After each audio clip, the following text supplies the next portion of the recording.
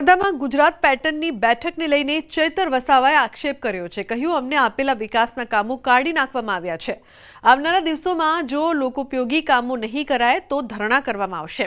આમ ભ્રષ્ટાચાર અને વિકાસના કામોની ઢીલી નીતિને લઈને વિરોધની ચીમકી ઉચ્ચારી છે।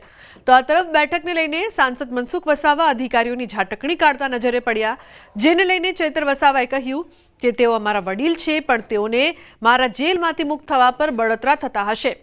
હકીકતમાં તેઓ અધિકારીઓ સાથે મળેલા છે।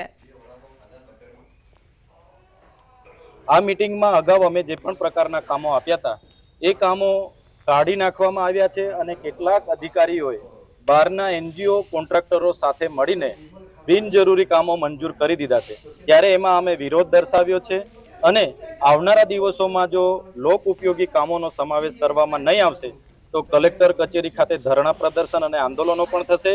અમારા વડીલ છે, અમે પણ એમના પરથી ઘણું શીખીએ છીએ, પણ મારા જેલમાંથી છૂટી જવાથી મનસુખભાઈને બળતરા થયા હશે તો આવું બોલતા હશે એવું હું સ્પષ્ટ માનું છું। ના, હું નહીં, તમે મીટિંગ જ કેમ ખોટી રાખીને અમને કેમ જાણ ના કરી? પહેલા તો એ ખુલાસો કરો। સુધારા વધારા વાત બરોબર છે, એક પરંપરા છે કે સુધારા વધારે અધિકારીઓ બેસીને સુધારા વધારો કરવાનો હોય, પદાધિકારીને બધા નથી બોલાવવાના હોતા।